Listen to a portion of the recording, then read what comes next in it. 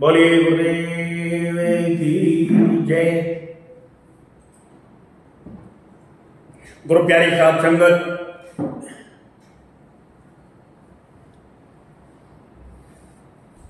कल परसों और तरसों पिछले 3 दिन जो सत्संग चला था वो शीर्षक था कि परमात्मा को प्राप्त करना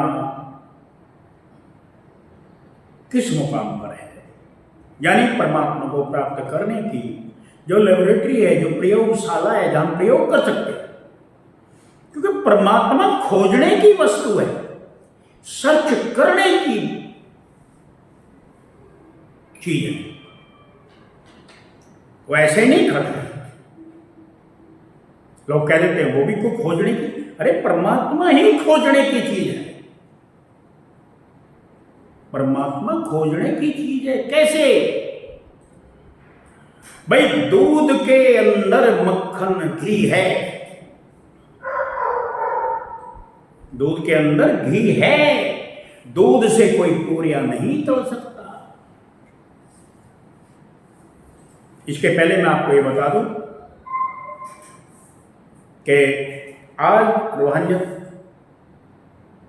ये जो रूहानियत है यानी कि परमात्मा को प्रयोग करने की प्रयोगशाला जो मनुष्य शरीर है, इस शीर्षक पर आज का चौथा दिन। आज चौथे दिन फिर इसी पर हम थोड़ा नजर डालते हैं कि कैसे ये प्रयोगशाला है। परमात्मा प्रयोग करने की चीज है या नहीं है, ये देखने की चीज है। तो सबसे पहले यही है कि परमात्मा के ऊपर, उसे परमात्मा कहो, वाहेगुरु कहो, खुदा कहो, गॉड कहो, अल्लाह कहो, राम कहो, रहीम कहो, केशव कहो, करीम कहो, सबने अपनी अपनी मौज में आकर उस परम पिता परमात्मा के करोड़ों नाम रख दिए। और कबीर साहब ने कहा, कोटि नाम संसार में, परमात्मा के करोड़ों नाम प्रचलित है। 1 2 10 20 50 हजार लाख नहीं, करोड़ों, 1 करोड़ भी नहीं, पता नहीं कितने करोड़।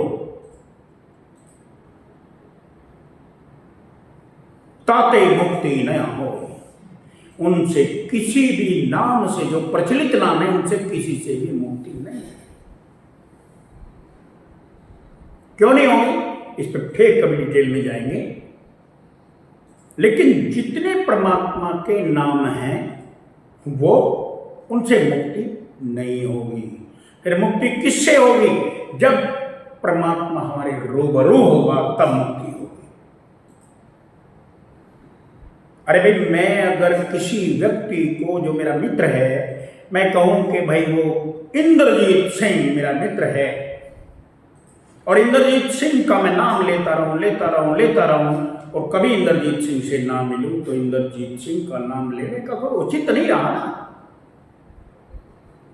इंद्रजीत सिंह को मैं तब तक पुकारूंगा जब तक वो मिलेगा नहीं, और जब वो मिलेगा तो फिर पुकारने की आवश्यकता नहीं।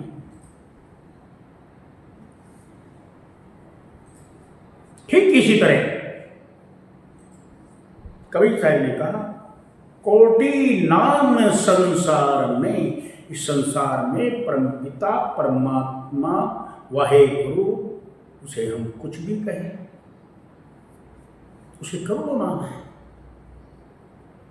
और करोड़ों नाम होने के बावजूद भी आखिर में लिख दिया, सभी महापुरुषों ने लिख दिया कि उसे मैं कहां तक नाम दूं, वो तो अनाम है, उसका कोई नाम ही नहीं है।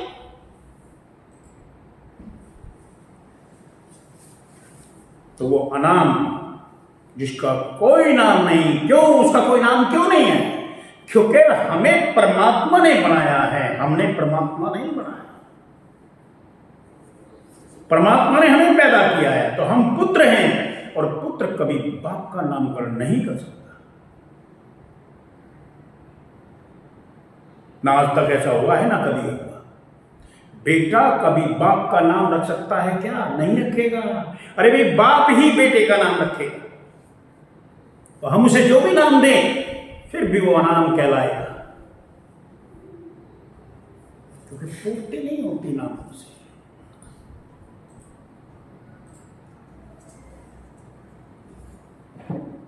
हर नाम की अपनी अपनी डेफिनेशन है। कोई से गोपाला कह रहा है, गोपाला का मतलब गाय का पालन करने वाला, गब्बों का पालन करने वाला।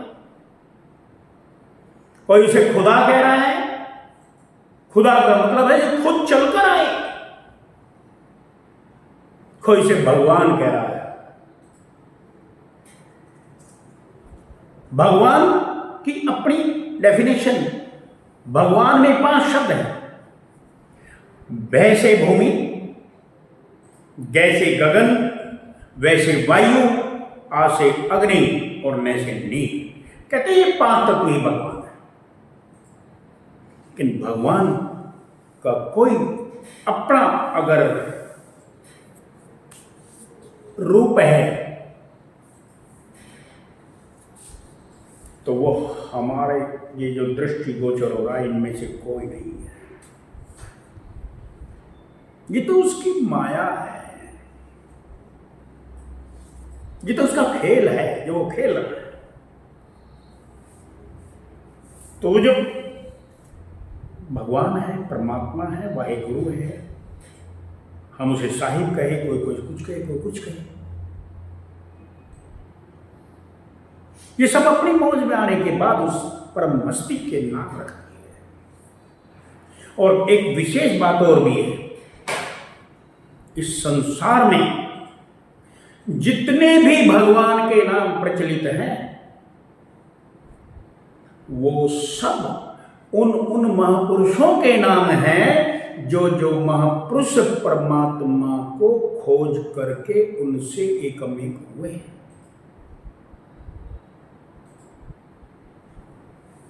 जैसे कबीर साहिब आज से 600 साल पहले नहीं थे, 620 वर्ष, 22-24 वर्ष उनको हुए हैं। इसके पहले कबीर साहिब नहीं थे। कबीर साहिब इस धराधाम पर आए, उनके सतगुरु ने उन्हें ये तालीम दी। आज हम कबीर साहिब को परमात्मा मान रहे हैं।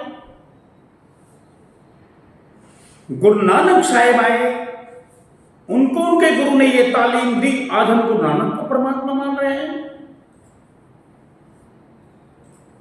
हजरत मोहम्मद साहब 1400 साल पहले आए, उन्होंने अपना दीन इलाही चलाया, उन्हें पैगंबर मान रहे हैं, उन्हें परमात्मा मान रहे हैं। ईसा मसीह 2000 साल पहले आए, ईसाई लोग उन्हें परमात्मा मान रहे हैं। ईसा मसीह को महात्मा बुद्ध 2500 साल पहले आए, बौद्ध धर्म के मानने वाले महात्मा बुद्ध को भगवान मान रहे हैं। इसी तरह द्वापर में श्री कृष्ण जी महाराज आए, सबको पता है वसुदेव और देवकी के लड़के हैं। ऋषि अंगिरस उनको मिले, उनको गुरु रूप में पाया, वही सौदे तक पहुंचे, आज उन्हें भगवान माने। रामचंद्र जी महाराज त्रेता युग में आए, आज उन्हें लोग भगवान मान रहे हैं। तो सब अपने अपनी मौज में, अपने अपने समाज में, अपने अपने जो भी जिस समय में आए, जो भी महापुरुष पैदा हुए, उन्होंने परमात्मा को पाया। जिन्होंने परमात्मा को पाया, ये सब नाम उसी के हैं। अब देखो, त्रेता से पहले राम नहीं थे, द्वापर से पहले कृष्ण जी नहीं थे, 2000 साल पहले, 2500 साल पहले कोई बुद्ध नहीं था, 2000 साल पहले कोई ईसाई नहीं था, 1400 साल पहले कोई मोहम्मद नहीं था, 600 साल पहले कोई कबीरपंथी नहीं था। कौन था?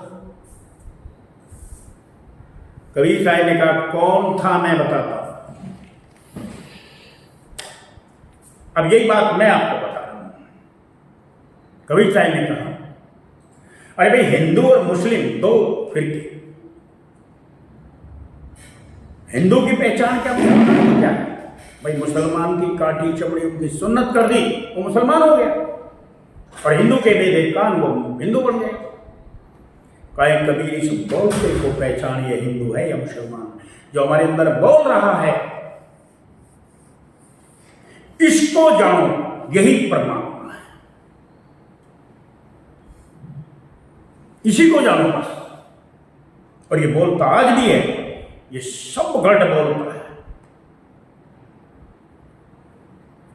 कबीर साहब ने बड़ा सुंदर शब्द बोला, कुछ लेना न देना मगन रहना, पांच तत्व का बना पिंजरा, तामे बोले है मेरी मैना, कुछ लेना न देना मगन रहना। इस बोलते को पहचानना है। इसलिए कबीर साहिब ने लिखा, कोटि नाम संसार में ताते मुक्ति ना होए, आदि नाम जो गुप्त जप बुझे मिला, जो आदि से है। अब वो आदि से क्या है, ये हमें कोई पूर्ण गुरु बताएगा। और जब वो हमें मिलेगा, जैसे दूध में घी है, वापिस वहीं आते हैं, दूध में घी है लेकिन जतन से निकालेंगे तो निकलेगा।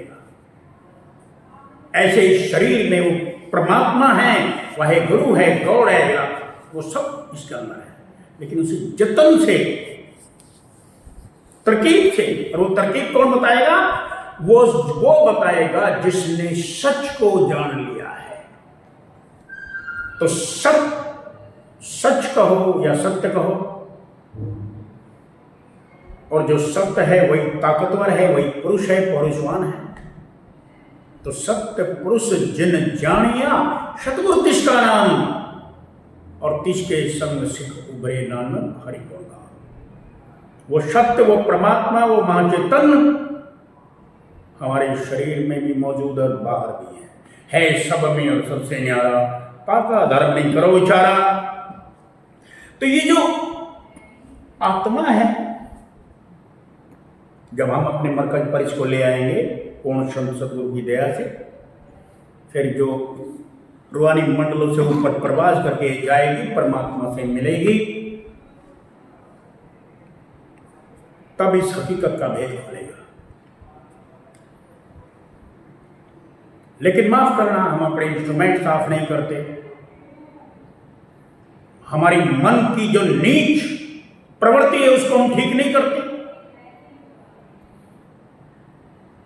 और किताबें पढ़ पढ़ के हम अपने आप को ज्ञानी ध्यानी बता रहे हैं। सबसे पहले हमें अपने मन की नीच प्रवृत्ति पर कंट्रोल करना पड़ेगा, और नीच प्रवृत्ति पर कंट्रोल करने की जो औषधि है, क्योंकि ये मन बहुत हजार मांगने वाला नाग है। अब इसको नागदौन जड़ी चाहिए, इसको ऐसी जड़ी चाहिए जो ये सूंघे और ये शांत हो जाए। वो जड़ी केवल किसी संत सतगुरु के पास है, इसीलिए गुरु की मोहताज है ये तालीम, इसीलिए हमें गुरु चाहिए। अपनी मन बुद्धि के फैलाव में हम जाकर के परमात्मा को नहीं पा सकते। इस शरीर रूपी लेबोरेटरी में जब हम जाएंगे तब वो परमात्मा मिलेगा। जैसे गुरु नानक साहिब ने अपने बहुत सुंदर वाणी में एक बात कही कि देखिए भाई, अगर हमारे हाथों पैरों पर मिट्टी लग जाए तो कैसे साफ हो? कहते हैं पानी से साफ कर लीजिए।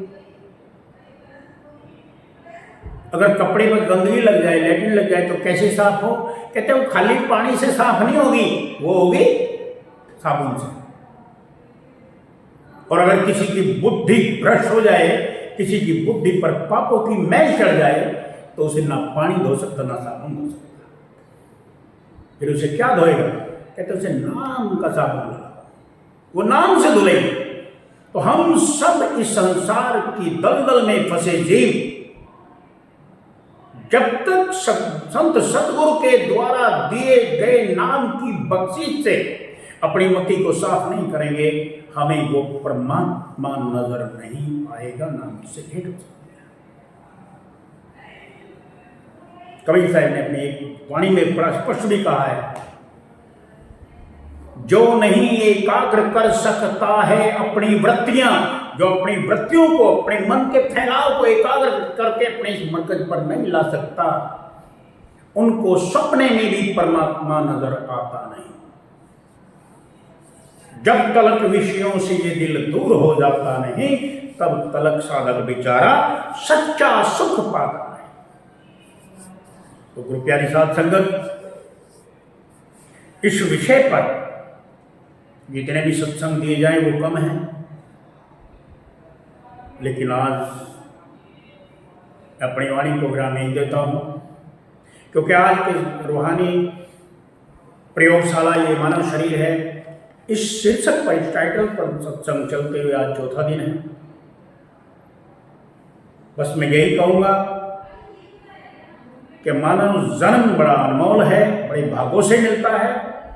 इसका पूरा पूरा लाभ हमें उठाना चाहिए, और पूरा पूरा लाभ तभी उठेगा जब हम किसी पूर्ण संत सतगुरु की शरणागत हो जाएंगे, बेसहारियों की नहीं।